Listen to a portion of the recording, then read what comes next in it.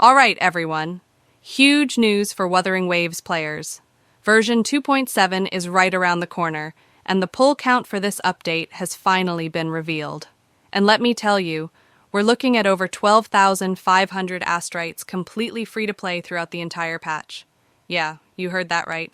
12,500 just for logging in, playing events, and clearing content. So in today's video, we're going to do a full breakdown of where all these pulls are coming from. We'll cover everything: limited events, reset content, endgame modes, permanent additions, and even first-time rewards. Then at the end, we'll put it all together and see exactly how many pulls you can expect, depending on whether you're free to play, running the Lunite subscription, or even pairing that with the Battle Pass. But before we jump into the rest of the events, a quick word from today's sponsor. Lootbar.gg is a site that gives you big discounts on your in-game purchases. Let's take Wuthering Waves as an example. You can actually see the price difference right away when you compare. The process is super simple. Pick the pack you want, click Top Up, choose your payment method, and that's it. Your rewards show up right on your account.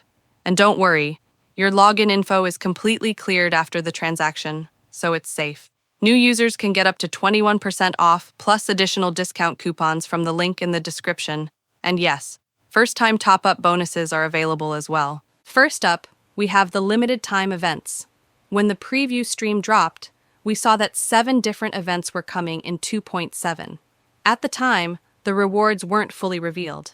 But now we've got the full picture. Let's go through them, one by one. Gift of Approaching Dawn. This is your standard login event. Super straightforward, but still very solid. You're getting 5 limited pulls and 5 standard pulls. That's 10 pulls total just for checking in. Gift of Incong, another login event, but a smaller one. This one's going to give you 100 ASTRITES spread across the days you log in.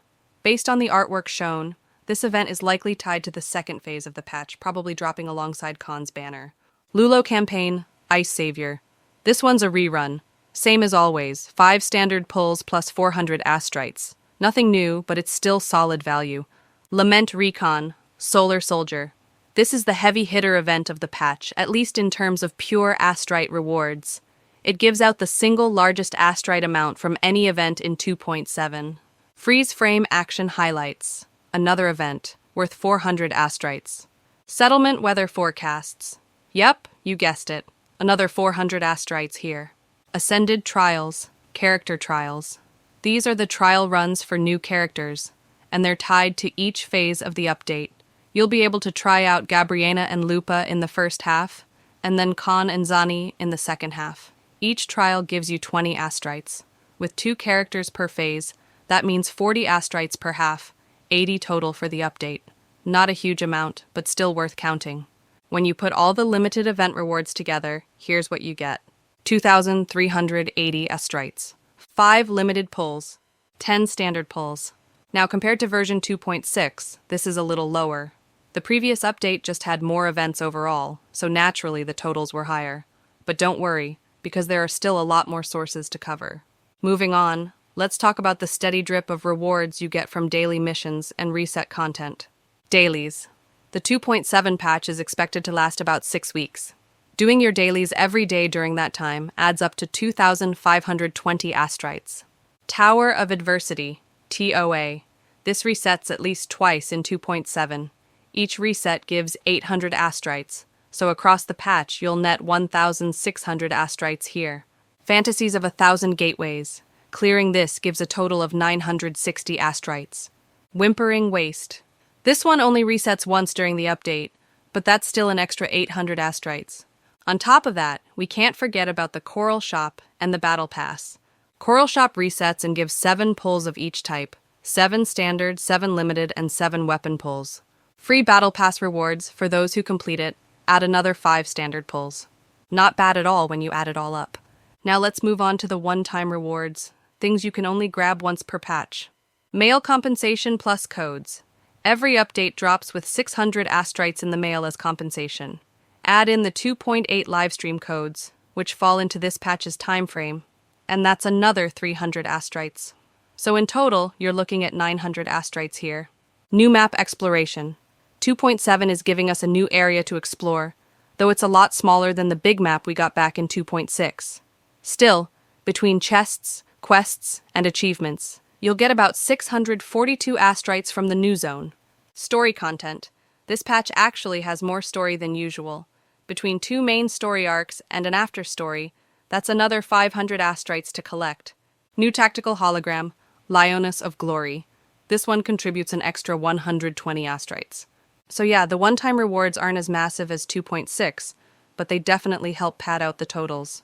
Alright, now that we've gone through every single source of rewards in version 2.7, let's put it all together. We'll look at 3 different scenarios: free-to-play, Lunite subscription, and Lunite plus Battle Pass. Free-to-play totals: 10,422 astrites, 12 limited pulls, which works out to 77 limited pulls in total, plus 22 standard pulls and 7 weapon pulls. With Lunite subscription, 14,202 astrites, 12 limited pulls, that's 100 total pulls across the patch. With Lunite plus Battle Pass, 14,802 astrites, 17 limited pulls. That's a grand total of 110 limited pulls, plus 24 standard pulls, and 7 weapon pulls. And remember, these numbers are based on the official info revealed during the live stream and event previews. The patch isn't out yet, so things could change slightly, but for now, this is the most accurate estimate we've got. Now, I do want to point something out. Compared to version 2.6, these totals are a little underwhelming. Back then, we were getting well over 18,000 astrites completely free to play. That's a huge difference from the approximately 12,500 astrites we're seeing this time around. So, yeah, it feels like rewards have dipped a bit, even when you factor in the free pulls. And that raises the question, should the devs be increasing event rewards?